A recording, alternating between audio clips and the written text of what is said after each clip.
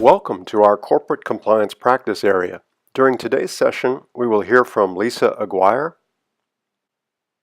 Kamala Green, and myself, Peter Irish. Hello everyone, my name is Lisa Aguirre and I lead the Corporate Compliance Practice Group at Focal Point Business Coaching in Northern California. I am an employment lawyer and a business coach.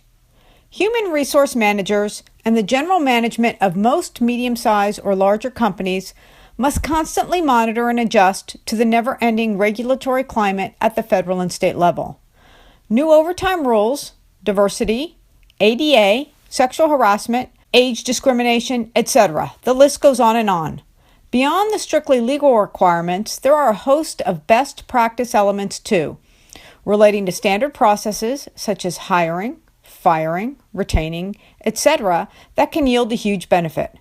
We will be discussing these and other HR topics in coming video sessions, and today we will be talking about recruiting best practices.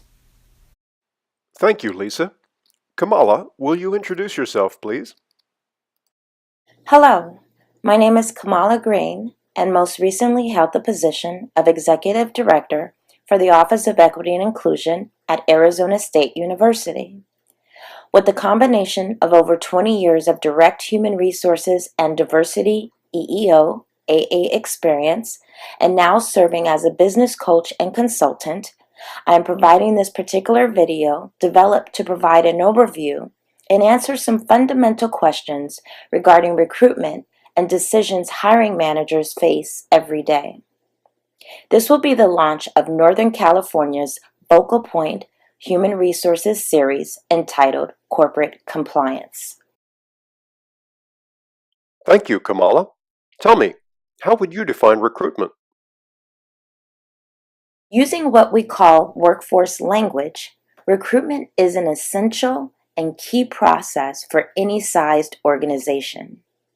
In essence, recruitment is the front door of any company.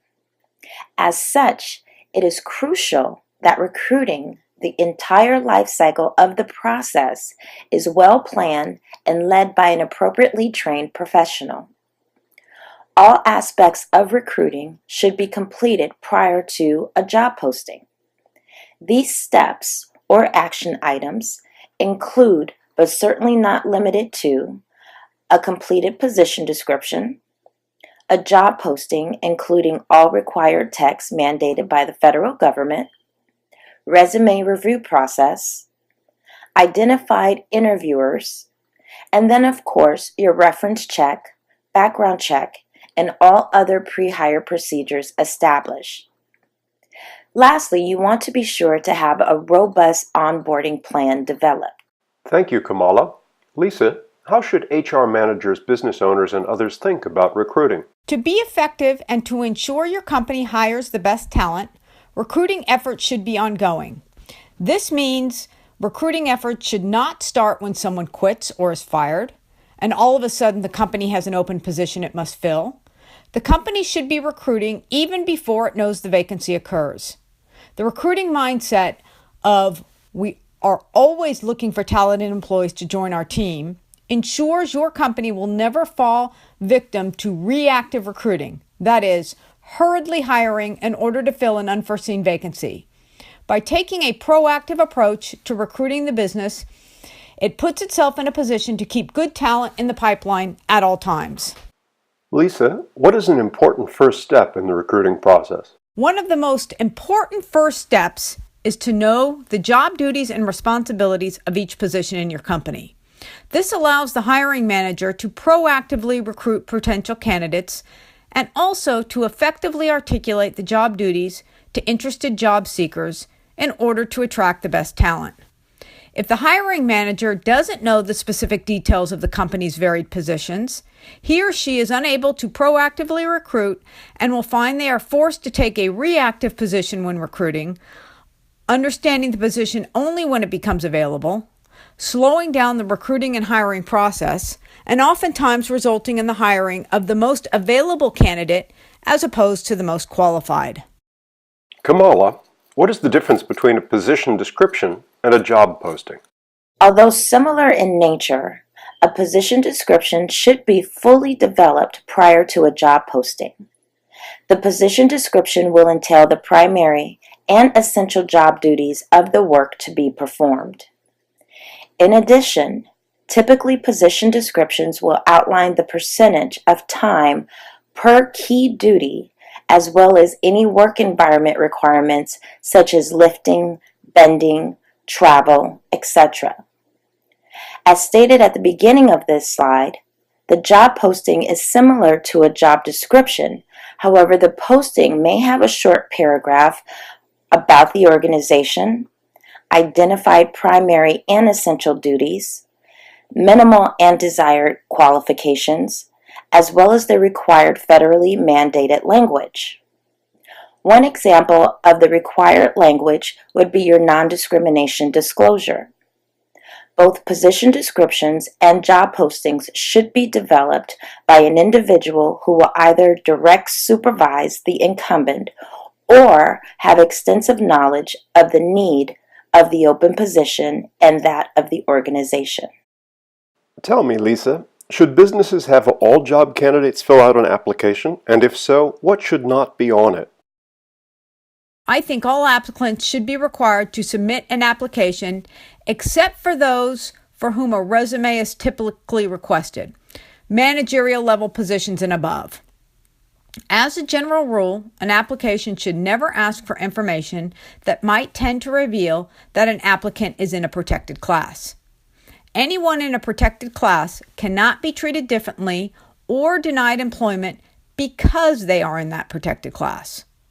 The protected classes in California include race, national origin, age, that is anyone over 40, gender, including gender identity and expression, sex, including pregnancy and related conditions, mental and physical disabilities, religion, sexual orientation, marital status, medical condition, which means cancer-related issues and genetic conditions, military or veteran status, and ancestry.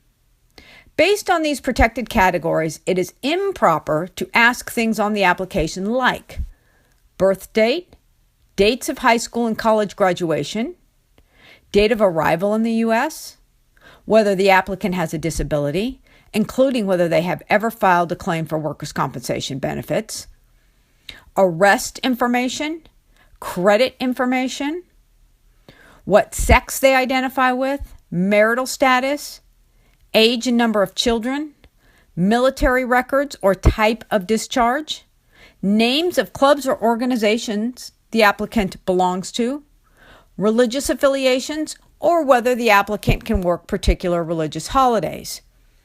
This type of information tends to give information to the company that would reveal whether or not the applicant is in one of the protected classes. Kamala, how do I develop interview questions? Interview questions should be solely based on the job duties needed performed and the experience and qualifications the candidate brings to the table. Remember to include task-oriented, behavioral, and/or real-case scenarios on your list. One approach is to have open-ended interview questions. Open-ended interview questions doesn't allow for a more structured type of interview. However, it does allow the candidate to have an open forum to sell him or herself as they see fit. Another approach would be a little more structured. Allow the candidate to answer using 3 to 4 sentences. Of course, this would mean the interviewer or search committee would need to ask leading interview questions. If you follow a time-sensitive interview process, ensure the candidate understands prior that there is an allotted time slot for the interview. Questions asked during an interview should focus directly on questions pertaining to the vacancy.